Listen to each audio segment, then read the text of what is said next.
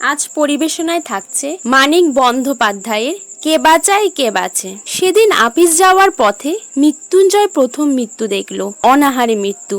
এতদিন শুধু শুনে আর পড়ে এসেছিল ফুটপাতে মৃত্যুর কথা, আর চোখে পড়লো প্রথম। ফুটপাতে হাঁটা তার বেশি প্রয়োজন হয় না, নইলে দর্শনটা আগেই ঘটে যেত, সন্দেহ নেই। বাড়ি থেকে বেরিয়ে দুপা হেঁটেই সে ট্রামে ওঠে, ট্রামে গিয়ে অফিসের দরজায়। বাড়িটাও তার শহরের এমন এক নিরিবিলি অঞ্চলে যে সে আর ফুটপাতেও বেশি নেই, কে মরতেও যায় না বেশি করো। ছোট ভাই তার বাজার ও কেনাকাটা করে। মিনিটে মৃত্যুঞ্জয় সুস্থ শরীরটা অসুস্থ হয়ে গেল। আঘাত পেলে মৃত্যুঞ্জয়ের শরীরে তার প্রতিক্রিয়া হয়, মানসিক বেদনা বোধের সঙ্গে থাকে শারীরিক কষ্টবোধ।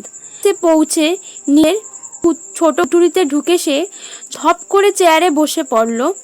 রীতিমতো কাবু হয়ে পড়েছে।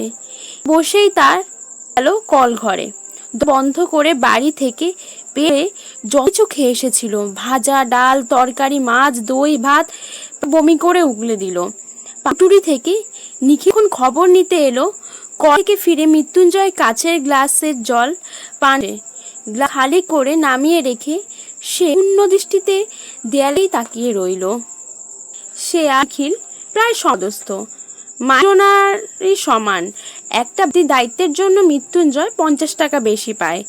নিকা তীক্ষ্ণ সম্পন্ন এবং আলসে প্রকৃতির লোক। মৃত্যুঞ্জয়ের 2 বছর বিয়ে করে 8 বছরে সে মোট সন্তানের পিতা হয়েছে। সংসার তার মন নেই। অবসরটা সে বই পড়ে একটা চিন্তা গড়ে তুলেই কাটিয়ে দিতে চায়। অন্য মতো মৃত্যুঞ্জয়কেও সে খুব পছন্দ করে, হয়তো একটু অবজ্ঞার সঙ্গে ভালোবাসে। মৃত্যু নিরীহ তো দরদি ভালো মানুষ বলে নয়, সৎ সরল বলেও নয়, মানব সভ্যতার সবচেয়ে প্রাচীন ও সবচেয়ে ঐতিহ্য আদর্শবাদের কল্পনা তা বলে। মৃত্যুঞ্জয় দুর্বল ভাবপ্রবণ আদর্শবাদী হলে কোনো কথা ছিল। দুটো খোঁচা খেপিয়ে তুললেই তার মনের পুঞ্জ অন্ধকার বেরিয়ে এসে তাকে অবজ্ঞা করে দিত। কিন্তু জয়ের মানসিক ক্রিয়া প্রতিক্রিয়া স্লোত, নিস্তেজ নয়, শক্তি আছে তার মধ্যে। অব্যয়কে রূপ দেওয়ার চেষ্টায় সে শক্তি বহু হয়ে গেছে মানুষের জগতে। তাই একটা নিখিল পর্যন্ত তাই মাঝে মাঝে হয়ে যায় মৃত্যুঞ্জয়ের কাছে। মৃদু ঈশ্বাসেও সে তখন ভাবে, নিখিল না হয়ে মৃত্যুঞ্জয় হলে মন্দ ছিল না। মৃত্যুঞ্জয় রেখে নিখিল অনুমান করতে পারল বড় একটা সঙ্গে তার সংঘর্ষ হচ্ছে। এমন সারশীত কেন মৌমাছির মতো সে মাথা খুঁড়ছে সেই স্বচ্ছ সমুদার অকারণ অনুচিত কাঠিন্যে। কি হলো হে? নিখিল প্রশ্ন করল। মরে গেল না খেয়ে মরে গেল? আনমনে অর্ধনে সে আর্তনাদ করে উঠল মৃত্যুঞ্জয়। আর একটা প্রশ্ন নিখিলের মনে হলো, মৃত্যুঞ্জয়ের ভিতরতে পরিষ্কার দেখতে পাচ্ছে। ফুটপাতে অনাহারের মতো সাধারণ সহজ ব্যাপারটা সে ধারণা করতে পারছে। সেটা আশ্চর্য নয়। সে একসঙ্গে পাহাড় প্রমাণ মালসা ঢোকাবার চেষ্টা করছে তার ক্ষুদ্র ধারণা শক্তি থলিটিতে। ফুটের ওই হৎসতা, ক্ষুধা আর মৃত্যুর রূপ। না খেয়ে মরা কি কেমন, কত কষ্ট হয় না খেয়ে মরতে, কি রকম কষ্ট আর যাতনা, বেশি মৃত্যু যন্ত্রণা ভয়ঙ্কর। অথচ নিখিল প্রশ্ন সে জবাবে বলল, অন্য কথা ভাবছি।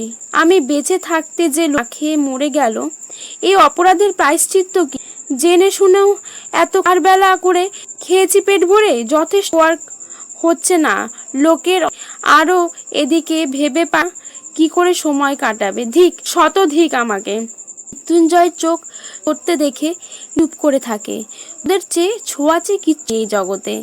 নিখিলের মনটাও খারাপ হয়ে যায়। দেশের সমস্ত দরদ সঞ্জীবিত করে ঢাললেও এ আগবে না। ক্ষুধার অন্যের সমাধিতে পরিণত হয়ে যাবে। ভিক্ষা দেওয়ার মতো স্বাভাবিক পাপ যদি আজও পূর্ণ হয়ে থাকে, ধরনের অন্যে মানুষের জন্মাবে কিসে?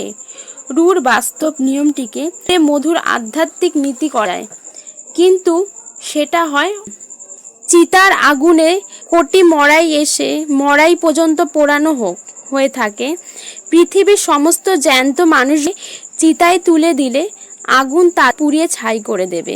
বিক্ষুব্ধ চিত্রে এইসব কথা ভাবতে নিখিল সংবাদপত্রটি তুলে নিল। চোখ বুলিয়ে যেতে যেতে নজরে পড়ল ভালোভাবে সদ্গতির ব্যবস্থা করে গোটা 20 মৃতদেহকে স্বর্গে পাঠানো হয়নি বলে এক স্থানে তীক্ষ্ণ ধার হতাশ করা মন্তব্য করা হয়েছে। কদিন পরেই মাইনের তারিখ এলো। নিখিলকে প্রতি মাসে জায়গায় কিছু কিছু টাকা পাঠাতে হয়। মানি অর্ডার আনিয়ে করে সে ভেবে ঠিক করবার চেষ্টা করছে তিনটে এবার 5 টাকা করে কমে কিনা। মৃত্যুঞ্জয় ঘরে এসে বসল। সেদিনের পর থেকে মৃত্যুঞ্জয় গম্ভীর হয়ে আছে। নিখিলের সঙ্গেও বেশি কথা বলেনি। তা কাজ করে দিতে হবে ভাই। মৃত্যুঞ্জয় 1 তারা নোট নিখিলের ছিল। টাকাটা কোনো রিলিফ ফান্ডে দিয়ে আসতে। আমি কেন? আমি পারবো না। ধীরে ধীরে টাকা উঠল। তো মাইনেটা? হ্যাঁ। বাড়িতে তোর 9 জন টাকায় মাস চলে না, প্রতি মাসে ধার কর। তা হোক, আমার কিছু একটা করতে হয় না। খেতে বসলে খেতে একবেলা খাওয়া দিয়েছি। আমার আর তোর মার একবেলার ভাত বিলি। নিখিল এক দৃষ্টিতে তাকিয়ে থাকে। জ্বর হলে যেমন দেখের গোলমুখখানা তেমনই থলথলছে ভেতরে, সে সন্দেহ নেই। টুনুর মা স্বাস্থ্য একবেলা খেয়ে 20 টিকতে পারবে। মন্তব্য শুনে মৃত্যুঞ্জয় ঝাঁঝিয়ে উঠ। আমি কি করব? তো বলেছি, বুঝিয়েছি, তা শুনবে না। আমি না খেয়ে উনি না, এ অত্যাচার নয়। মরে তো মরবে না খেয়ে। নিখিল ভাবছিল বন্ধুকে বুঝিয়ে বলবে দেশের লোককে বাঁচানো যায় না। যে পাওয়া যাচ্ছে সে অন্য তো যাবেই কারো না কারো। যে রিলিফ তা শুধু একজনের বদলে আরেককে খাওয়ানো। এতে শুধু আড়ালে যারা মরতে দিয়ে যারা মরছে তাদের কয়েকজনকে বাঁচানোর চেষ্টা করার সান্ত্বনা। কিন্তু এসব কথা সে বলতে পারল, গলা আটকে গেল। শুধু বলল ভুরি ভোজনটা অন্যায়, কিন্তু না খেয়ে মরাটা উচিত। তাই আমি কেটে যতদূর সম্ভব খাওয়া কমিয়ে দিয়েছি। বেঁচে থাকতে যতটুকু দরকার খাই, এবং দেশের সমস্ত লোক মরে গেলে যদি এটুকু সংগ্রহ করার ক্ষমতা আমাকে কাউকে না দিয়ে নিজেই আমি তা খাবো। নিজের দিক থেকে না, সমাজ ধর্মের দিক থেকেও বিচার করলে 10 জনকে খুন করার চেয়ে না খাইয়ে মারা বড় পাপ। ওটা পাশবিক স্বার্থপর। কিন্তু যা না খেয়ে মরছে তাদের যদি এই স্বার্থপরতা থাকতো, এক কাপ খাদ্য গুয়েল দেওয়ার বদল যদি স্বার্থপর করে তোলা হতো, অন্ন থাকতে বাংলায় না খেয়ে কেউ মরতো না।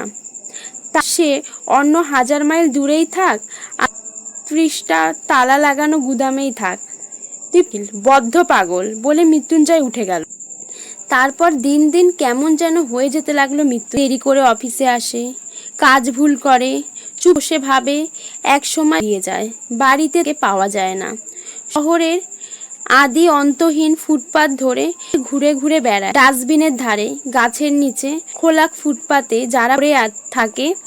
অনেক রাত্রে দোকান বন্ধ হলে যারা হামাগুড়ি দিয়ে রোয়াকে উঠে একটু ভালো আশ্রয়, ভোর 4টে থেকে যারা লাইন বসে দাঁড়িয়ে দাঁড়িয়ে তাদের লক্ষ্য করে। পাড়ায় পাড়ায় লঙ্ঘানা খুঁজে বার করে অন্য পার্টির দেখে। প্রথম এইসব নরনারীর যতজনের সঙ্গে সম্ভব আলাপ করত, এখন সেটা বন্ধ। সকলে এক কথাই বলে। ভাষা ও বলার ভঙ্গি পর্যন্ত এক ধাঁচের। নেশায় আসন্ন অর্ধচেতন মানুষের প্যানপ্যানা মতো ঝিমানো সুরে সে এক ভাগ্যের দুঃখের কাহিনী। কারো বুকে নালিশ নেই, কারো মনে প্রতিবাদ নেই। কোথা থেকে কিভাবে কেমন সব ওলটপালট হয়ে গেল তারা জেনি বোঝেনি, কিন্তু মেনে নিয়েছে। মৃত্যুঞ্জয় বাড়ির অবস্থা শোচনীয়। নুর মা বিছানায় পড়ে থেকেই সে বাড়ির ছেলে সকলকে তাগিদ দিয়ে স্বামীর খোঁজে বারবার বাইরে পাঠিয়ে দেয়। কিন্তু এই শহরে কোথায় আগন্তুক মায়ের কোন জঞ্জালের মধ্যে খুঁজে বার করবে? কিছু বাইরে কাটিয়ে তারা ফিরে আসে। টুনুর মাকে মিথ্যে করে বলে যে মৃত্যুঞ্জয় আসছে, খানিকই আসছে। খবর দিয়ে বাড়ি হলে কেউ গম্ভীর, কেউ কাঁদো মুখ করে বসে থাকে। গুলি দরে অবহেলায় ক্ষুধার চেঁচিয়ে কাঁদে। নিখিলকে বাঁচতে হয়। টুনুর মা তাকে সকাতরে জানায় সে যেন একটু নজর রাখেন জয়ের দিকে, একটু যেন সে সঙ্গে থাকে তার।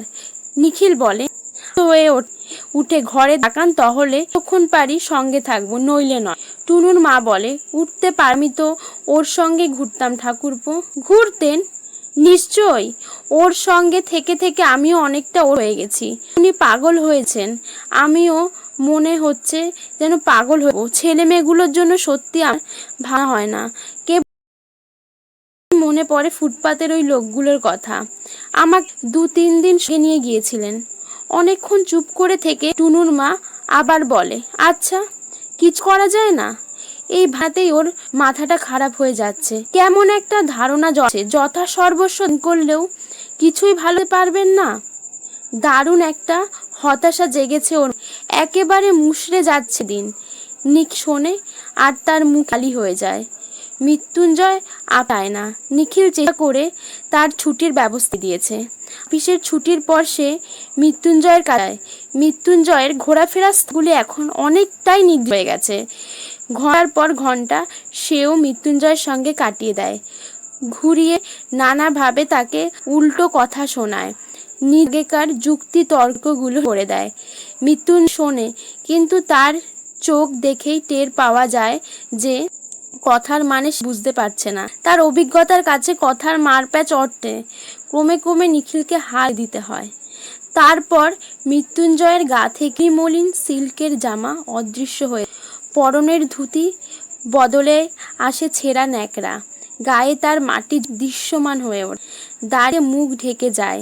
ছোট একটি মগ হাতে আর 10 জনের সঙ্গে পড়ে থাকে ফুটপাত আর কাড়াকাড়ি মারামারি করে লঙ্গরখানার খিচুড়ি খায়। গা থেকে এই খেতে পাইনি বাবা, আমায় খেতে দাও।